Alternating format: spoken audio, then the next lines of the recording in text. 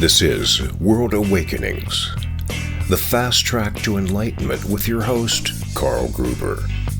World Awakenings is a podcast dedicated to opening your mind, your heart, and your eyes to the fact that the world's population is now, more than ever, awakening to all things spiritual, metaphysical, and enlightening, and just how they play an all-important role in our daily life. So join Carl on this enlightening experience as he interviews metaphysical and spiritual experts to discuss, debate, and delve deeply into the hows and whys of this worldwide awakening.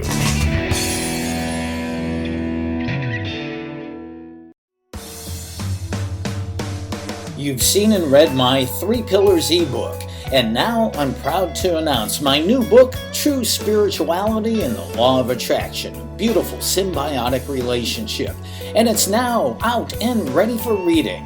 This new book of mine is a full-length version of the teachings of the 3 Pillars, and in it I show you how to walk in the integrity of eternal and universal laws, in step with the law of attraction to consistently create the life you desire. Now, if you've ever wondered just why you can't consistently manifest all the good, loving, abundant, healthy, and happy things you desire, my new book, True Spirituality and the Law of Attraction, will reveal the key in how to do just that. Plus, help you build a rock-solid personal foundation that will stand strong for the ages. Get your copy today. My new book, True Spirituality and the Law of Attraction, a beautiful symbiotic relationship by Carl Gruber. Available now in ebook and paperback on Amazon.com.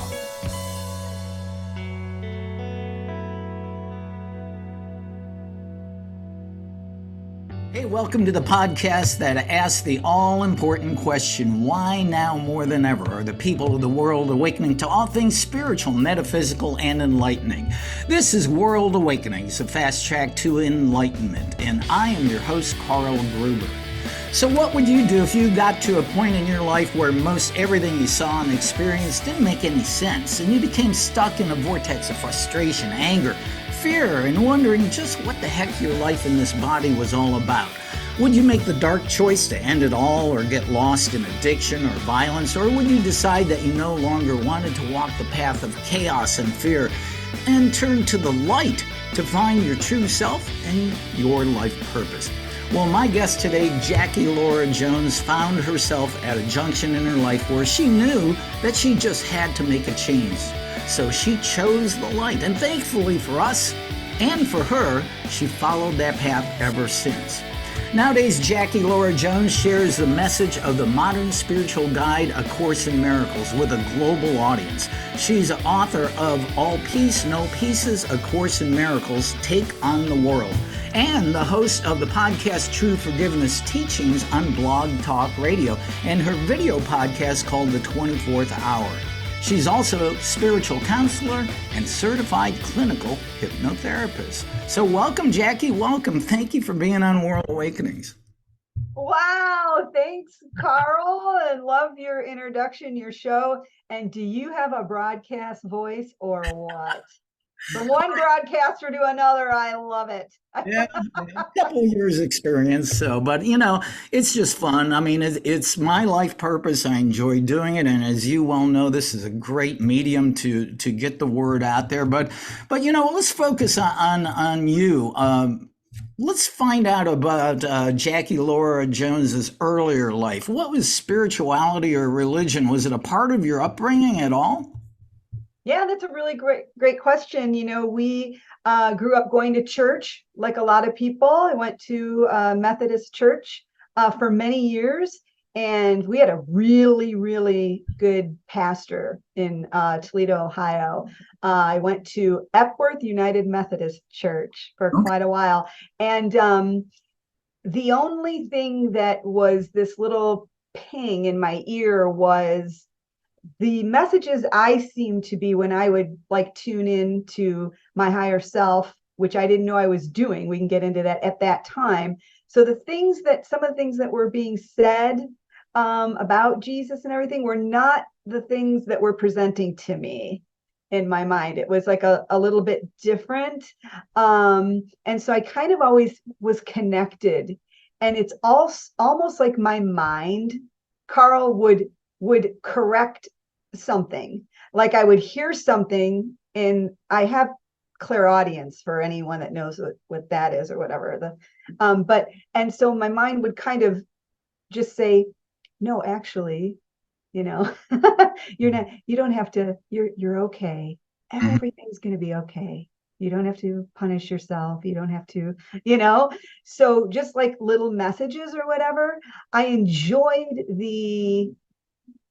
his sermons. I enjoyed kind of just the community of it, but some of the messages I didn't resonate with, right? So I took the pieces that were like loving or whatever a young mind could think, and then I kind of just let the rest go. As I kind of grew up, shorten it. No, I grew up, my mind was just waking up. I just started to realize, is everybody thinking like this? And I was like, no, they're not. I was observing my thoughts at a very early age. I didn't know I was watching. I didn't know I was witnessing. It was just something, you do something, you just think that's how it is, right? And so when I started in the 90s, I really went through the spiritual buffet line, and I was just reading everything. And at the end, 98 or 99, I found, A Course in Miracles, and something about it. I picked up this little book by Karen Casey, because the big blue book was really intimidating when I would go to the bookstore. And I picked up this little book by Karen Casey, 365 Meditations on A Course in Miracles or something like that. And okay, the ego says this and the Holy Spirit says this. Oh, the ego's in the Holy. That really was an introduction to me. And I go, that's why I'm thinking that's right. There's these two parts to the mind. So fast forward, I did buy the big blue book and started doing it.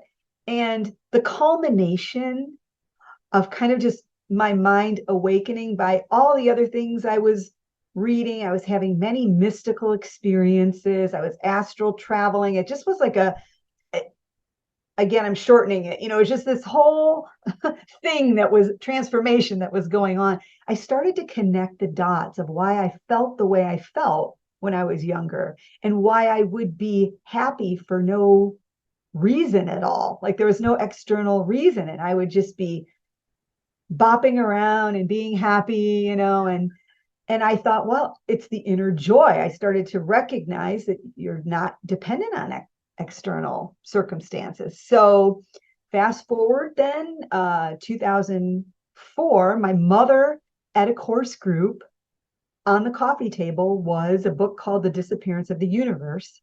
So I started reading that. None of us knew Gary. I didn't know he would become my brother-in-law. We all started reading the book, and that was just kind of the final piece I needed to put it all together. And I said, of course, because I used to say to my mom, I'm like, something's going on here in the world, and I don't know what it is. I couldn't quite get it. I was like I think, Carl, you said something in the intro about what if you were questioning, what if things didn't make sense? I always had that. I kept thinking, why are adults doing what they're doing? Why would they behave like that? Like when I was little, I just really didn't understand it. I was like, I don't know why people would do things that are harmful to them. I don't know why I'm doing something that's harmful to me, like wild. So anyway, fast forward. So then when I read that, then I went back and did in 2004 and read the course again over a period of time, the workbook, and did and it just kind of fell into place. And that's kind of the short of it. And here I am. I had no idea I would kind of feel inspired to share the message. I don't feel like I have to do it. It just kind of morphed into this. And so here we are in August of 2023, and I'm talking with you on your wonderful podcast. And we love it. That's a beautiful story. What I find interesting is as a young child or an adolescent, you were already listening to that quiet, peaceful voice that was saying.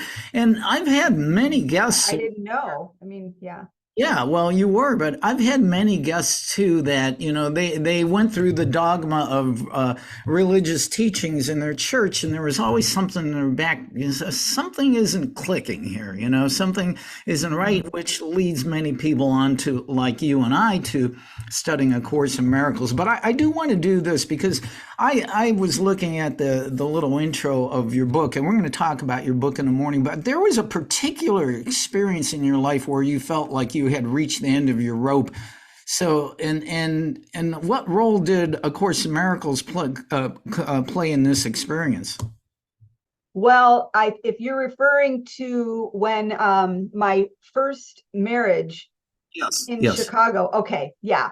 So I was in my condo in Chicago, right? Beautiful Chicago in the 90s, a Lakeshore Drive, whatever. I just was like, something was not working for me. So my husband at the time was a wonderful person, which is why it was so confusing to me. Because you always you always want a reason to leave. You like a big reason or whatever. And I just knew that I was supposed to be in California. I knew that we were kind of going in different directions. I had moved out to California after college and then moved back to be with my first husband. We got engaged, we got married, whatever. It was a pocket in time. It was a soul contract. There's no regrets. I remember, when I left that relationship, there was so much pain involved in that, of course, because you're leaving and hello, separation. And it was a challenging time. But I remember I went into my bed. I think this is the story you're talking about, but I went into my bedroom and I was in complete surrender. I laid down on our bed. I'll never forget it.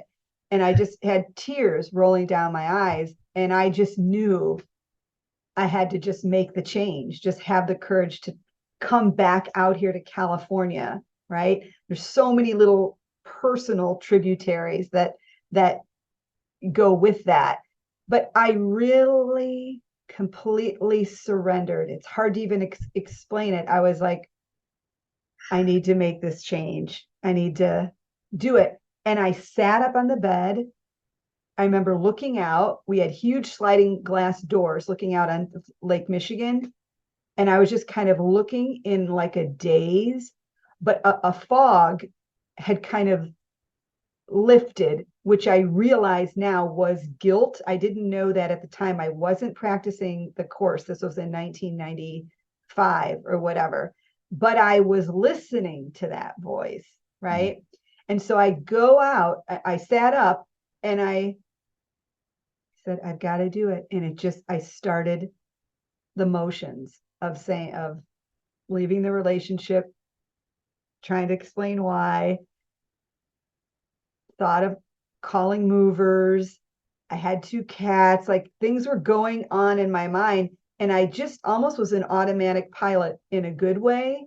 But what wasn't there, what was absent was the guilt for that moment, the guilt of leaving, because I think I don't even know, people have their own experience with this. My experience was that I just needed to take the steps to make that change. And I really listened to that inner voice. It's hard because sometimes the voice, you question that and you question, oh, but am I supposed to just stay and work it out? And it was a definitive follow your path out there. This part of your life taught you what it needed to teach you about yourself. Those types of a reflection of listening to the right mind comes into words and things like that, taught you what you needed to do. I had no doubt as I was packing up that I was supposed to be out here. So that's kind of again, shortening it for the podcast, but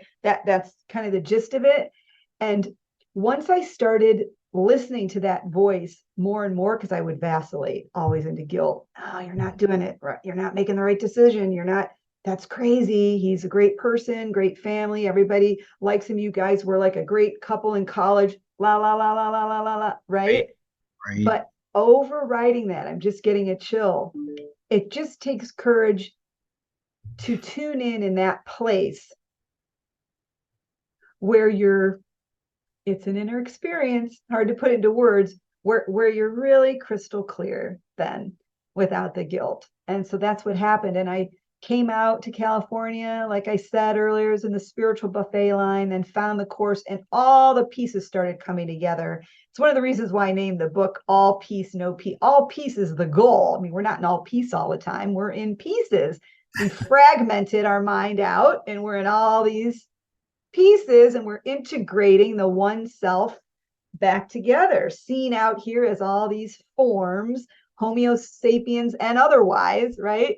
So I thought all peace, no pieces. That's what we're kind of going for, So we're recalling the projection from the mind, one forgiveness lesson at a time. And that was a big time for me for listening to my. Well, I think I can relate to, and many of the people watching or listening can relate to at some point going through that spiritual buffet line. And actually, back for myself, back in the 80s and 90s, I went through what I call a positive possibility power thinking. And I used to, Love read it. Dr. Norman Vincent Peale and Tony Robbins and Dr. Wayne Dyer, who I still love, fantastic, and Love Wayne Dyer. on and on, and then I finally found the course. But I'm going to go back, just focusing on you for a little bit. I find it interesting that you studied not only broadcast journalism but also hypnotherapy and psychotherapy. You call yourself a holistic journalist. What's that? Yeah, it's so funny. I came up with that term. Not that anyone else doesn't have that term, but I came up with it in my mind, maybe in like 2012 or something like that, because I thought I want to focus on journalism that heals. Yes. Just back at that time, kind of the mind, spirit, all that, like just holistic, your wholeness. And that's where that, came from or whatever. So I think that I certainly don't need to tell you all the negativity and the fear that comes through this little box that we call a television set, and I could never, that's why I kind of had to leave that profession in that way. I have nothing against there's many people that are just excellent journalists, and in that, it just wasn't my calling. I just wanted to do something that would really help people and things that would be positive and uplifting. And that was just my path. And so holistic journalism just seemed like a nice term for that. Journalism that heals. Yeah, I like that. Maybe we should start a holistic journalism TV network. That would be fun. I would love it. I would be right up there for that. And who knows what's coming in the future? I mean, so many things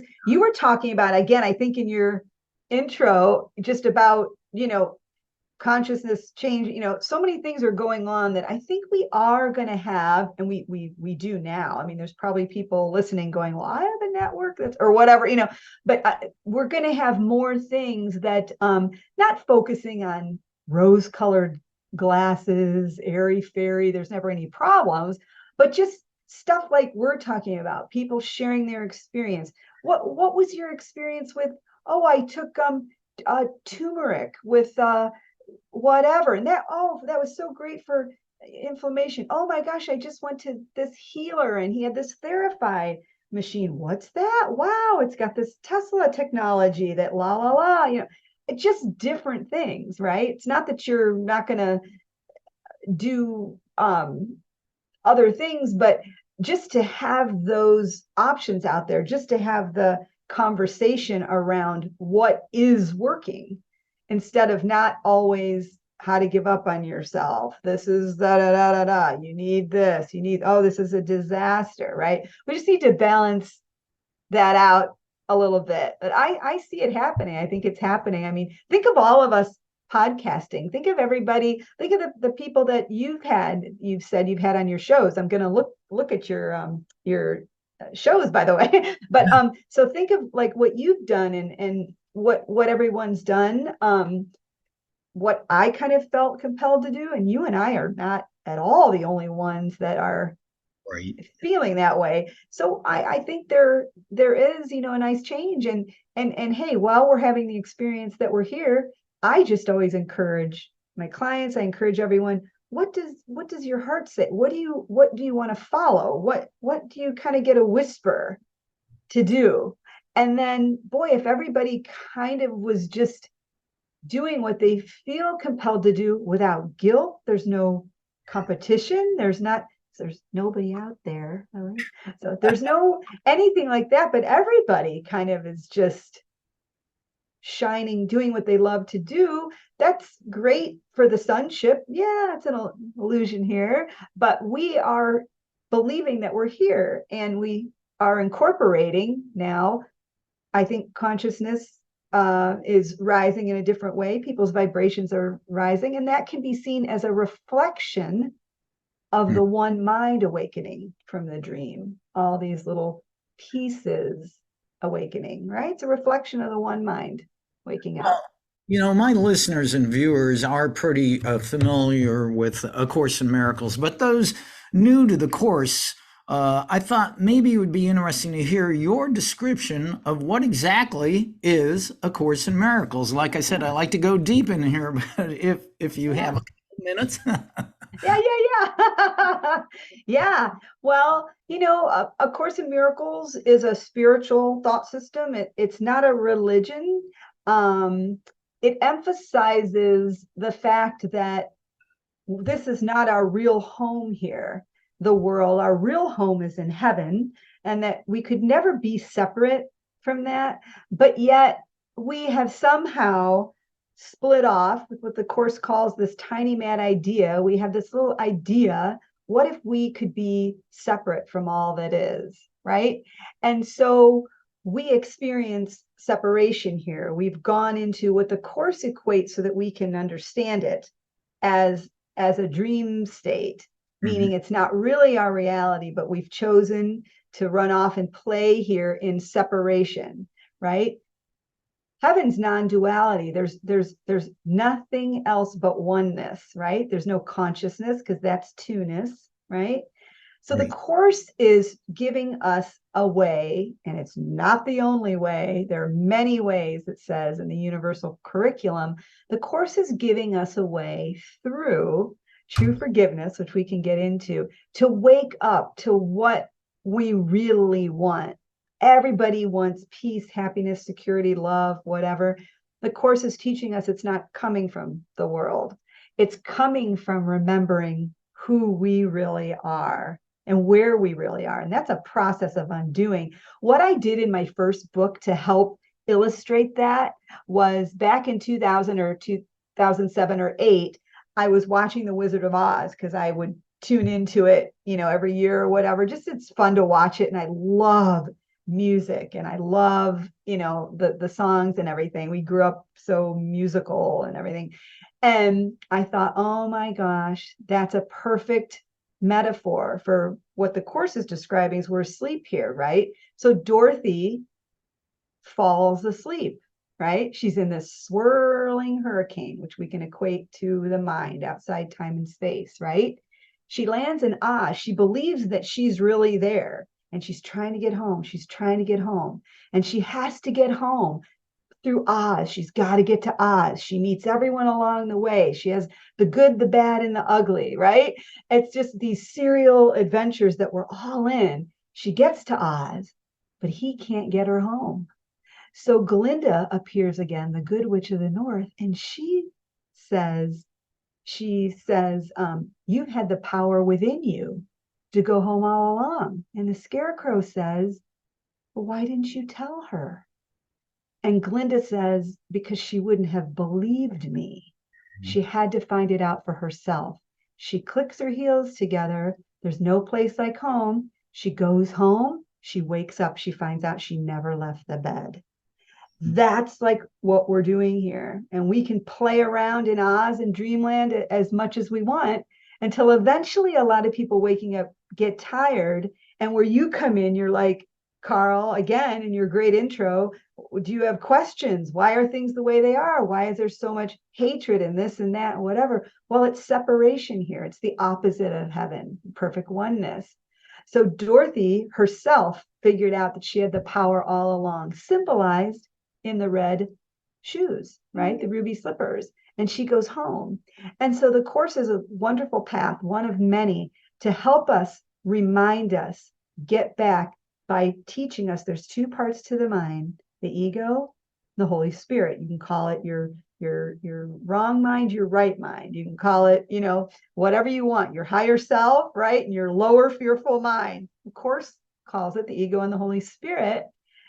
And the more through true forgiveness we recognize what people we think they've done, they haven't really done because we're dreaming it, then the right mind, the miracle, that shift, that change in perception from going, oh my God, I'm believing now, I'm starting to believe that my real home is in heaven. And we start strengthening that part to the mind and start undoing the false self. But we can do it at a gentle, easy pace. There's no pressure, right? Not giving anything up. We're just living differently. We're living with a different teacher in our mind, and let that be your process. Your process will just unfold for you, whatever that is, right? Your awakening.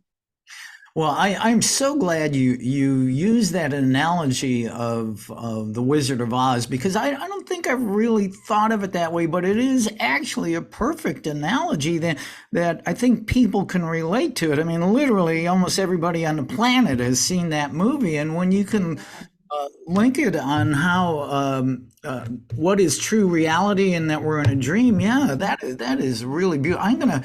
I'm gonna have to go down to Target later and get some ruby slippers. So, Yeah. so Let's all get them as reminders. Yeah, I know.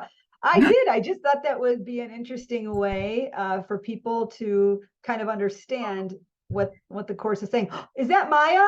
Yeah, that was a giant cat that just walked through here. Oh, we love our animal family. Which Mayam is, I believe, Hindu for illusion. So I just imagine I have a 14-pound cat. I'm dreaming. There you go. That's right. Just like Toto. Toto's in the dream. Mine's in the dream. Yeah. I do want to ask this too. What type of person do you think is ready to start studying the ACIM? Wow, it's a great question. It would just only be up to the individual. I think that everybody finds a path that's right for them. So I can't really answer that, but here's what I can say from hundreds and hundreds and well, it's probably thousands now of people that I've talked to over the years, that some people get to the point where they can't find the answers. They still have questions, and the self-help movement, or whatever you call it, all these things, like we went through the spiritual buffet line, some people stop there. Some people, they just have an additional yearning. So you could equate that with, there's a part of your mind out there, right? It's a reflection of you that's wanting to go further.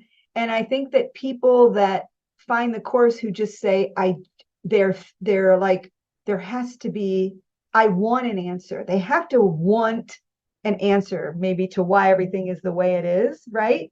That's one thing. Another thing is, people stumble across different things that speak to them. And I think the course speaks to people on different levels, and they just say, oh my gosh, this is for me.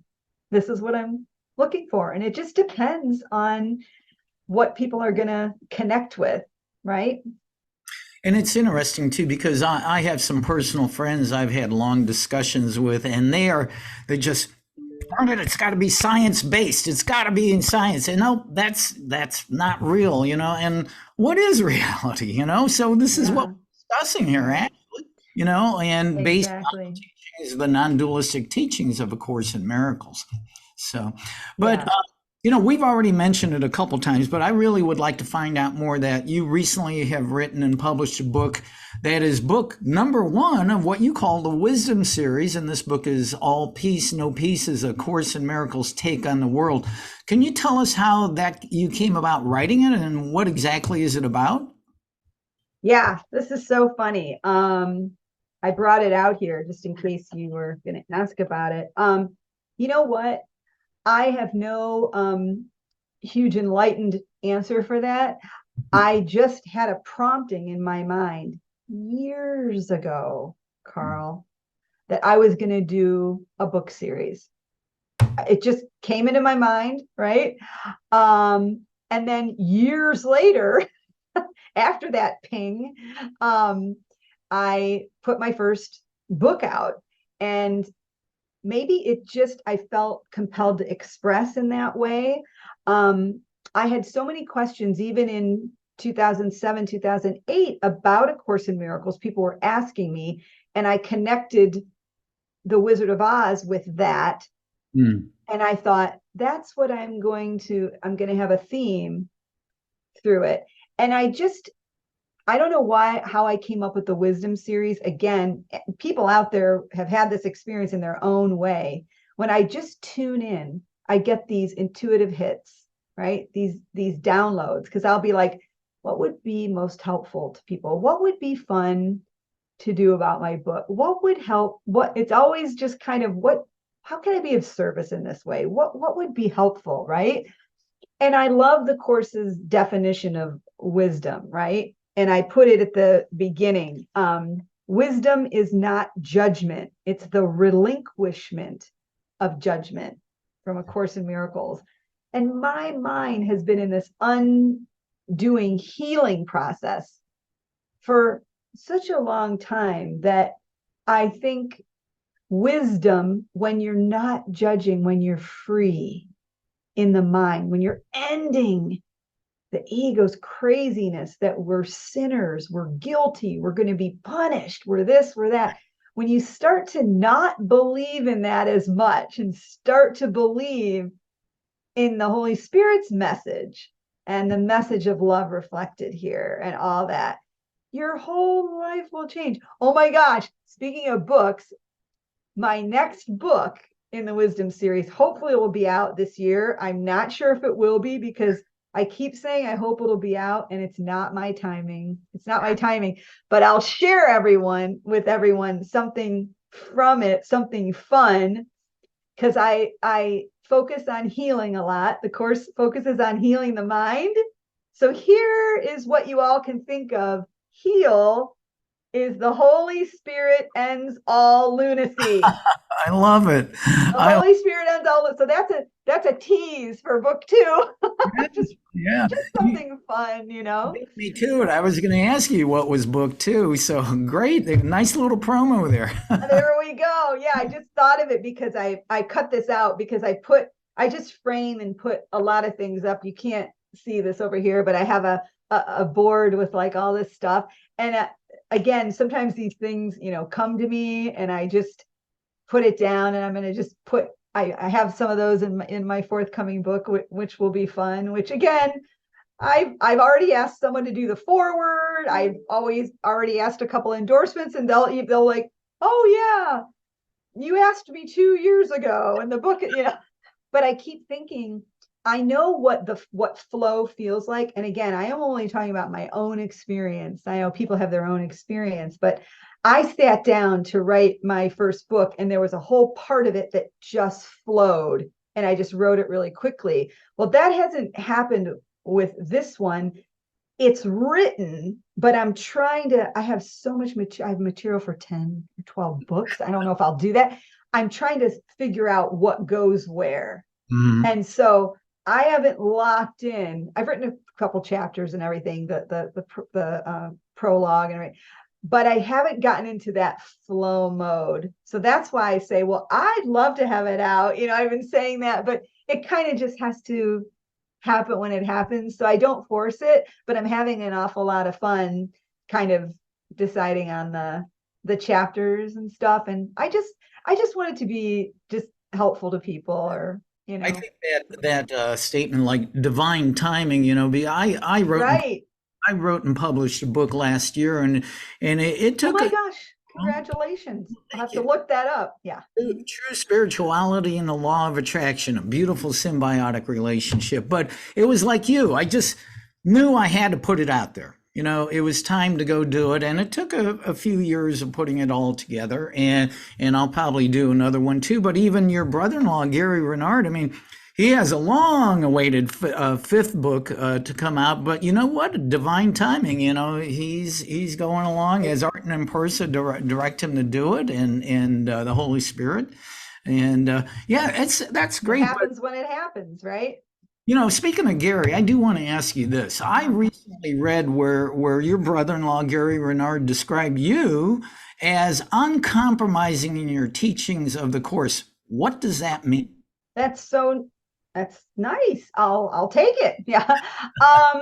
I think that just means, I think when people say you're an uncompromising teacher, I guess I would take that to mean that you're kind of sticking to one of the hardest messages of the course, which is that the world's an illusion.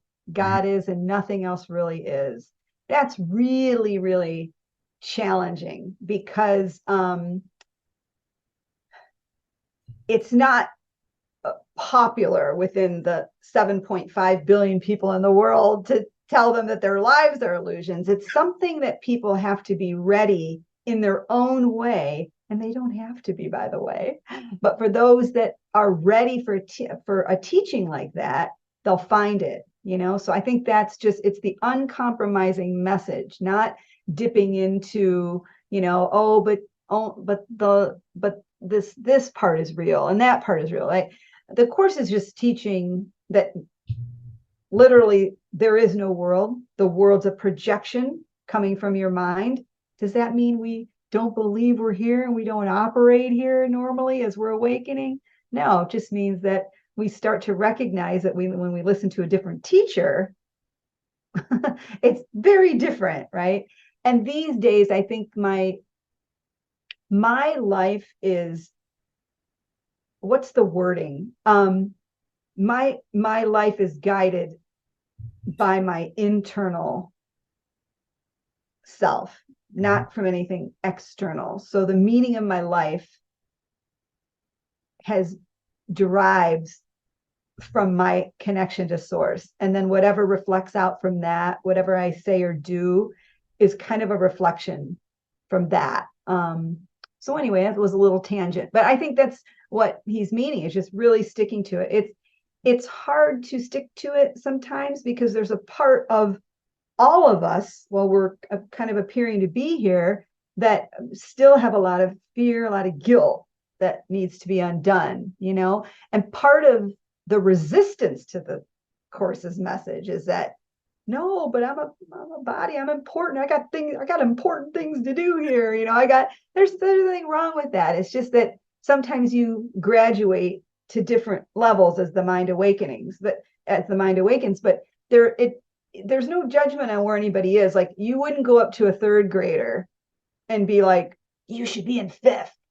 Why? You should be in sixth. You'd be like, no, they shouldn't. They're exactly where they're supposed to be. And then they're going to go to fourth, and then they're going to go to fifth. And it's almost like that. It's like, when you let people be where they are and choose what they want, it allows you that freedom. And for people that understand the course, there's nobody out there but your own projection. So when you start to really understand that, you look at everything differently, because, wow, I'm not proving anything. I'm not in competition. I'm not guilty. People really aren't doing anything to me. And guess what? If I'm being attacked or whatever, these are my own attack thoughts of feeling I should be punished, projected out. So guess what? Class is in session. I've got more work to do. You keep bringing the focus back inward. So it's interesting. It's not for everybody, shouldn't be, but for those that find it, it's life-changing. I I think I understand how it can be challenging as a student and a teacher of the ACIM. In some of the deep discussions I've had with friends who are, they're really stuck solidly into the foundation of 3D egoic dualistic world, and I'll say, well, there's nobody else out there. This is a dream, and they go, oh, that is BS. And the temptation is to compromise, but you just can't, because otherwise you're like pulling a foundational block out from what you're doing. And so we have to stick to the understanding of it. And when we stay uncompromising, in the long run, I feel a deeper peace. Oh, well said, for sure. And to your point, right? I think one of the things that's awesome about the course is we don't have to proselytize for it. We don't have to go out. It's done internally. And like you said, when you feel it when you're really practicing it,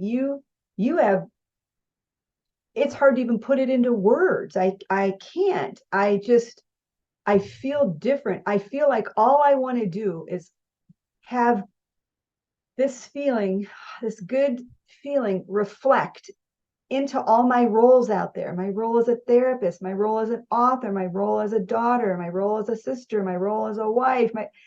It doesn't matter. It's just, what's your starting point? I'm really, my people that know me, Carl, they say I big on two things, just reminder of who you are, little reminders. And what's your starting point in the morning? If your starting point is from a true place, you're remembering that you are love and you are loved. People can put whatever words they want on it, that you're innocent. There's a part of you that's never separated. And when you connect with that part, that's when the inspiration, the guidance will come. You will just intuitively know what to do here. And I put do in quotes, but you will intuitively just follow that. And that love will be expressed, because everything here has to be expressed in some type of form, or we wouldn't be able to understand it. And so that expression would take different forms. Do we have to judge the form? No. Do we have to judge the guidance? No. Do we have to? We can just observe, look at the machinations of the mind. And when we slip into the ego, which we always do, and I had a huge ego attack recently, the difference now is I know how to walk myself back. I know how to look at myself without judgment. It's a gentle smile. It's a reminder, all the while allowing your feelings, allowing everything. It's very important to not stuff anything, not denial, but be with our experience where we are. And that's the classroom. And we can be led back to peace in our own way. And people have their own curriculum and things that work for them, right? And that's so cool that you just mentioned you had a huge ego attack. I don't think, there's only a couple humans who have become ascended masters or, enlightened masters. And we all go through that. And I mean, there are times where my ego mind is going blah, blah, blah, blah, blah, and I get so grumpy, I can't even stand myself. And I know. in the other room, but what you said, now knowing what we know how to turn it around. And okay, I'm done with that. Thank you, ego. I honor you for that, but okay, bye. We'll see you later. And this is where I'm going to go back to the Holy Spirit and focus on my oneness. Yeah. Yeah. It's interesting because as my experience has been, as you progress with the course, it doesn't mean that you won't have, when we're having the experience that we're here, we're going to have thoughts that come in, attack thoughts, judgment, or whatever. The difference is how long do you stay in that? And what happens is the thoughts are there, or that ego attack is there, when I was really judging myself, I fell into unworthiness. Like I took this big dip. I was talking about it with my husband. It was just wild. I was observing what was going on. Tears came up, and I was sitting there, and all the while I'm like, oh my God, this is so funny. This is what the body does. I obviously need a big release, and I wasn't judging it. Simultaneously, you can be making the right-minded choice is being in the wrong mind and observing it and not judging it. Yeah. Sometimes it's not always a choice, or, oh, get me out of this. It's almost like your states become transitory. That's my experience. Oh, you're happy, you're sad, you're up, you're down. Do you indulge it? Are you staying in it? That's been the difference. It's not that something isn't there, right? It's almost like, I share with my clients a lot. They'll share with me rather, but I share my personal experiences a lot as a helpful tool. But they'll be like, yeah, what used to take me weeks to get over sometimes takes me 2 weeks. What would take me days takes me 1 day. What would take me hours, I just kind of laughed it away. Again, not in a denial way. It's not rose-colored glasses. It's because as the right part of your mind takes over and it's reminding you of your innocence, you're defaulting to that. You're staying in the other thing less. You're not like, I'm trying to get out of there. I mean, sure, that's a phase sometimes. We're trying to shift and everything. So do that. But down the line, what I'm talking about in response to your, wow, your people still get eat. The difference often is, do you indulge it? Do you stay in it? Or is it just like, sometimes I'll say it's like, oh, a gnat just lands on your hand and you're writing and you go like that and you go back to your writing, you shoot away. Do you know what I mean? It's almost like that. It just becomes, you're just watching. Oh, sad Jackie, happy Jackie, joyful Jackie, bewildered Jackie, writing Jackie, trying to make decisions on her own again. Let's give that over. It's more fluid. I don't know if that makes sense, but it's really hard to describe someone's internal experience. So I do the best I can. I just want to remind our viewers and listeners, we are talking to Jackie Lora Jones, just an awesome teacher of the ACIM, a holistic journalist. I like that. But what you were just talking about, and I think the Course would say that knowing what we know is studying the Course and practicing it in our life, it allows us to become an observer and go above the battleground. And that is a classic line from A Course in Miracles. And I practice this quite a bit. Yes. I get up here and I say, oh my gosh, look, Carl's a grump today, man. What is he thinking? What's he judging now? And then that allows you to release from all that. Yes. Here's what I think is so awesome about the Course. Like what you just said, when you're able to observe and not reaction and take everything so seriously, the moods, that is a right-minded reflection of what the Course is trying to remind us of, that we could have just laughed at this tiny mad idea, right? We can be separate, we can be in lack and scarcity, but we didn't. We detoured into fear and chose individuality and specialness over wholeness and everything.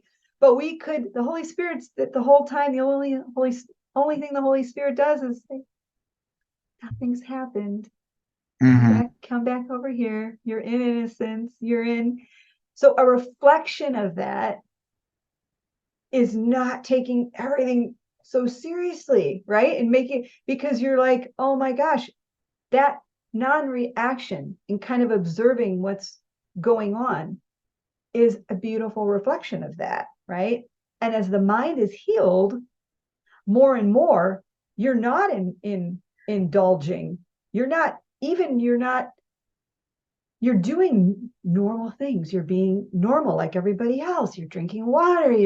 You're going to psychics, you're going to healers, you're going to the doctor, you're going to but what changes is your inner experience of those things when you're not leading from guilt and fear and this, and you're just leading from my life as a classroom. Today, and in the classroom, I'm going to the doctor because I have a stomach issue, I have an eye issue, I have this, I have, right? And so then we're going to the doctor, we're doing that. I'm at the doctor's office, right? It's taking 2 hours.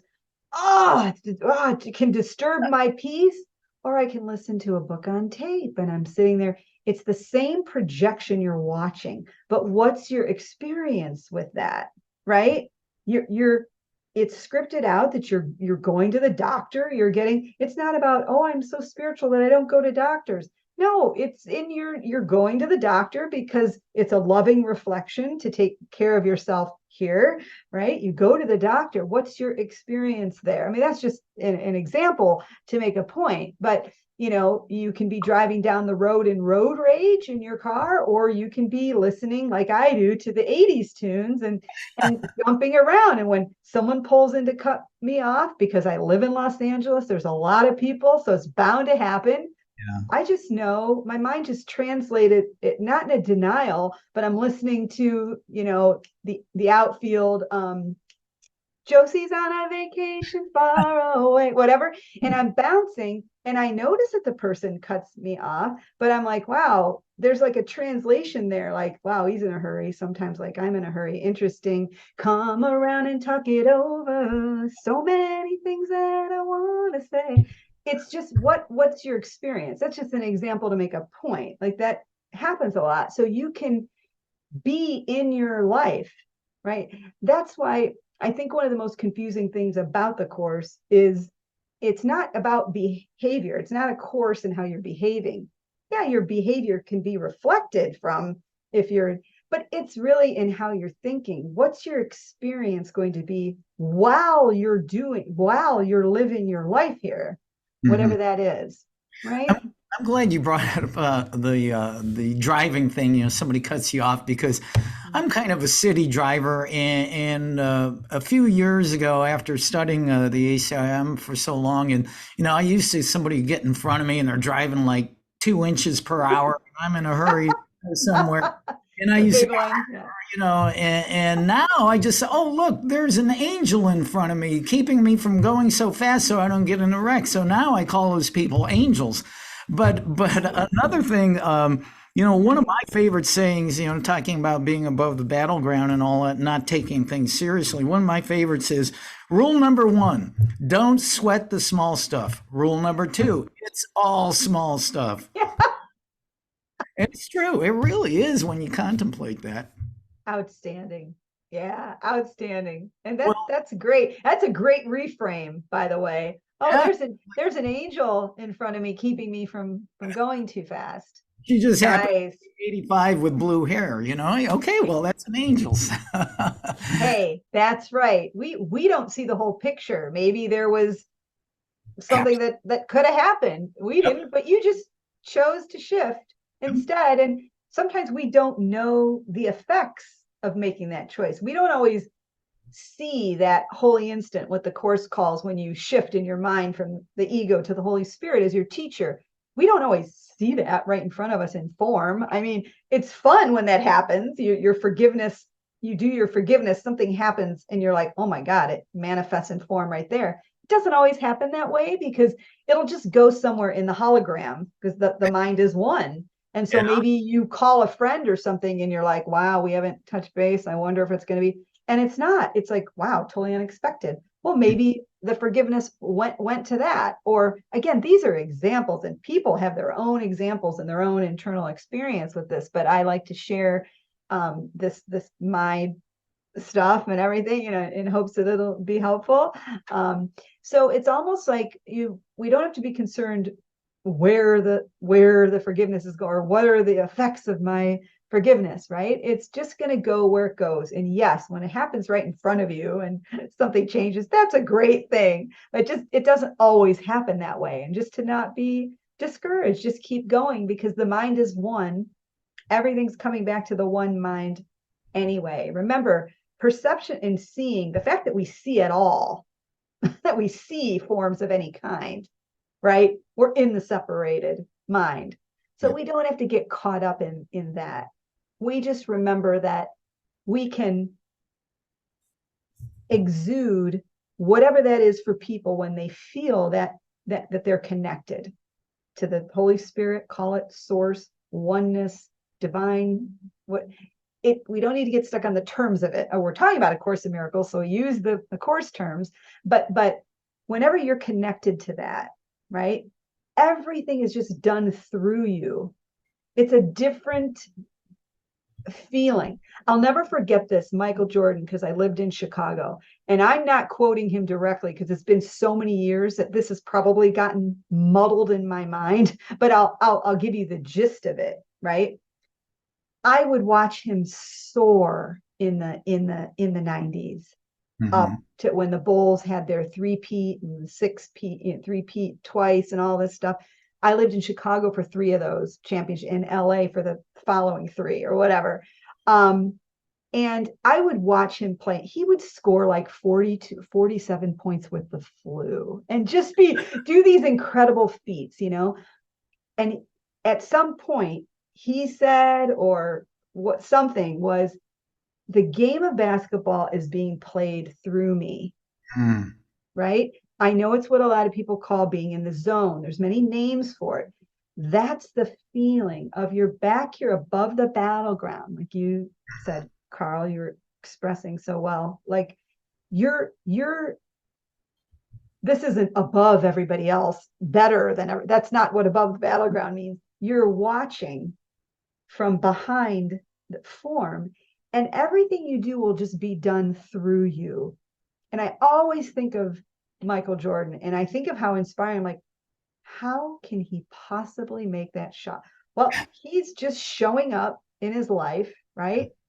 And it's just almost like when you're just in that zone, the game can be played through you. I mean, that's just another example of, and I always think of that because I show up and I have a lot of different roles here, and I'm seeing a lot of different clients, course students, people that don't know anything about the course, people that follow Wayne Dyer, people that follow Deepak Chopra, people that are not even talking about a spiritual path, but want to have a career change. They're talking about their relationships.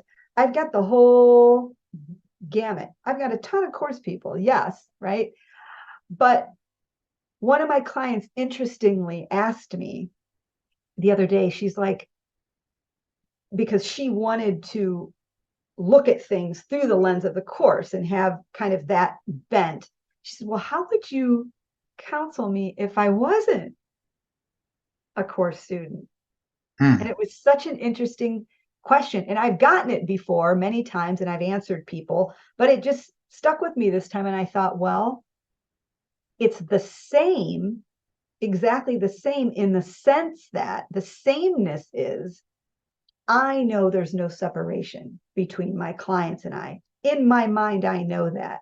I give every session over so that I will be inspired to help person A the way person A needs to be helped. Person B, person C, I know that they're not separate. That's the starting point. So I will be inspired to talk to the course people the way I know they want to hear it. And they'll ask me, well, what would you, I'm having trouble with forgiveness. Can you go over the steps, right? Or someone else would be, I'm trying to make this career change. Do you see?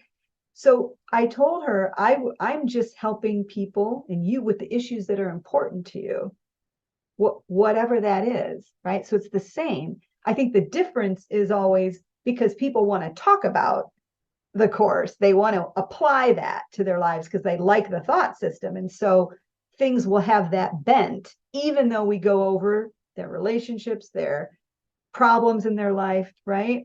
So I just thought it was an interesting question. But when you are practicing, there's one only out there. All you need to do is connect to the source and be helpful. And yes, I use my tools that I've learned, all the therapeutic tools, everything, but not under the ego's direction, right? Those therapeutic tools will pop up as needed and maybe I'll use this for that person or that for that person. Some people, I just listen. That's what they want. I just listen. At the very end, one girl likes homework, and I'll say, okay, this is your assignment. But my point is, you just meet people where they are, right? And that's what we do in life. You don't have to be a therapist. That was my point. Sorry, you don't have to be a therapist to do that. You just meet people where they are in life, right?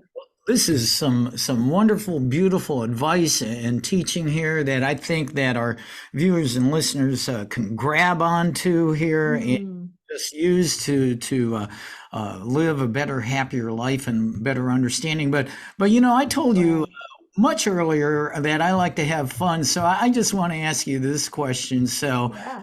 what's it like having a sister and a brother-in-law, Cindy Laura Renard and Gary Renard, who are two of the world's most well-known teachers of A Course in Miracles? That must be a hoot when you guys get together. Yeah, it's fun to have everyone in the dream. It's fun to have everyone in the dream together. I will say this, and I've heard Gary say this, many times over the years. It's, for lack of a better word, we're a normal family. I mean, we don't like sit around and talk to the course about the course all the time. I think we all know the differences. We all know we're practicing it. We all know we're holding each other in wholeness and light all the time. Sure, we talk about it because we cross paths. We have similar audience. We have, oh, so and so emailed me about this that you did. Oh, so and so emailed me and they liked that you did. And so yes, we have a ton of crossover, and that's fun. And it's fun to just be. Yeah. And it's fun to just know in the mind what we know, if that makes sense. And it is a hoot. And when we share our forgiveness opportunities and stuff, which we do, or my sister and I are constantly saying, oh, we're feeling the dream. I was feeling the dream. I was really, and we know what we mean by that, So Carl, we have a lot of, those great moments because we kind of all know what we're doing internally. That's the difference. And then we also have just it's very normal, very normal. Yeah. Well, and I like that. I've had Cindy on the show and Gary, and I like that you and Cindy emphasize that, we know it's a dream, but have fun within it and be normal. I remember I mentioned to you earlier before we came on the show that I went to Cindy and Gary's workshop a couple years ago, and I had dinner with them, some of their other friends after the workshop, and I sat next to Gary for the whole dinner. And what did we talk? We talked about baseball. Right. Well, that's what I mean. There you go. Fan, so, and I'm a fan. So. Oh, did you say Cubs? Oh no, Cleveland. I grew up. Cleveland. Yes. I couldn't hear it because I was. Yes, and he's the Red Sox. That's such a fun. There you go. There's your example, right? We just do normal things. We talk about everyday life and things that are going on, right? Well, once again, we've been talking an amazing conversation with a wonderful lady, a great teacher of the ACIM, Jackie Lora Jones. And can you tell us how people can find you and how they can connect and work with you? Well, sure. Yes, it's pretty easy. They can just go to JackieLoraJones.com, no spaces. So it's JackieLoraJones.com. And I am going to have a new website launching soon. But there is a website there. My counseling information is there and other information. I put some newsletters out just to tell when I'll be speaking and things like that. So if people want to subscribe to my email, they can do that on the website too. And I'll probably have a new website up in a couple months, maybe before. We'll see. Just some upgrades and different things. But yeah, that's basically it. So that would be great. And where now you have two podcasts. Where can people find and how can people find your podcasts? Yes, I started a podcast called The 24th Hour years ago where I was interviewing different spiritual teachers and sound healing and mediums. I haven't done that one in a long time, but those are very informative. And that can be found at my website, JackieLoraJones.com, under the podcast bar. And then True Forgiveness Teachings is my course podcast. That's on Blog Talk Radio. There's a ton of episodes I've done. I think there's only maybe 25 public episodes up, but I release them every once in a while. There's probably like 150 episodes.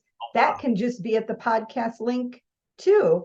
You can tap on True Forgiveness Teachings. It'll take you right there. You can listen to some of those if you like. And again, I'm excited. I'm just revamping some things after many, many, many years of just having things the same. It's kind of fun just to put some fresh energy into stuff. So that'll be fun. This has been absolutely a blast having you on the show. Thank you for blessing being on. And I highly encourage everybody to connect with Jackie Lora Jones and also find her book, All Peace and No Pieces. That's great. I've had a chance to read a little bit of it online, but I'm going to have to get a copy of it. So thank you, Jackie, for being on World Awakening. Thank you for blessing us.